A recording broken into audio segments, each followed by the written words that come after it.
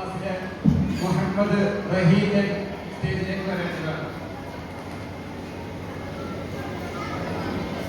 അസ്സലാമലൈക്കും. കൂട്ടുകാരെ, നമ്മുടെ പ്രവാചകൻ മുഹമ്മദ് നബി സല്ലല്ലാഹു അലൈഹി വസല്ലം ജനിച്ച മാസമാണല്ലോ റബീഉൽ അവ്വൽ.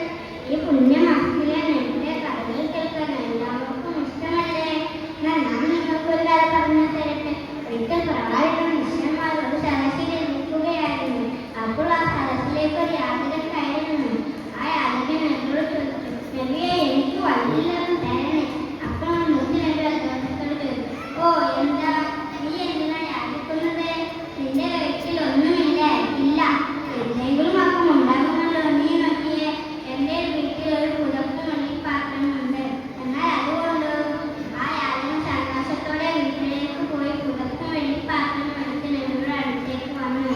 നബി ശിഷ്യന്മാരോട് ചോദിച്ചു, ആരാണ് ഇത് വലിക്ക് വാങ്ങാൻ തയ്യാറായിട്ടുള്ളത്? അപ്പോൾ അത് നബി അത്ഭുതത്തോടെ ചോദിച്ചു, ഞാനിത് 2 ദിർഹമിന് വാങ്ങുന്നു നബിയെ. ആ സഹാബി പുതപ്പും വെള്ളിപ്പാത്രം 2 ദിർഹമിന് വാങ്ങി ആ പാത്രത്തെ യാചകന് കൊടുത്തു. നബി പറഞ്ഞു, ഇതിൽ നിന്ന് വീട്ടാവശ്യത്തിന് എടുക്കുക, മഴ വാങ്ങി കാട്ടിൽ പോയി മരം വെട്ടുക. ആ യാചകൻ ഭയങ്കര സന്തോഷത്തോടെ വീട്ടിലേക്ക് പോയി. ആ യാചകൻ 2 ആഴ്ച കഴിഞ്ഞ് നബിയുടെ അടുത്തേക്ക് വന്നു. അപ്പോൾ ആ യാചകന്റെ കയ്യിൽ 10 ദിർഹം ഉണ്ടായിരുന്നു. നബി പറഞ്ഞു, ഇതിൽ നിന്ന് 1 ദിർഹം കൊണ്ട് നീ വീട്ടാവശ്യത്തിന് എടുക്കുക, 1 ദിർഹം കൊണ്ട് നീ പുതപ്പ് വെള്ളിപ്പാത്രം വാങ്ങുക.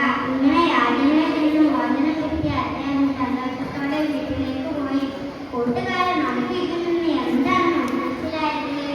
നബിയുടെ കാരുണ്യത്തിന്റെ മനസ്സിലാകുന്നത് മറ്റുള്ളവരെ സഹായിച്ച് നമ്മളാൽ കഴിയുന്ന രീതിയിൽ സന്തോഷം കണ്ടെത്തി കൊടുക്കണം.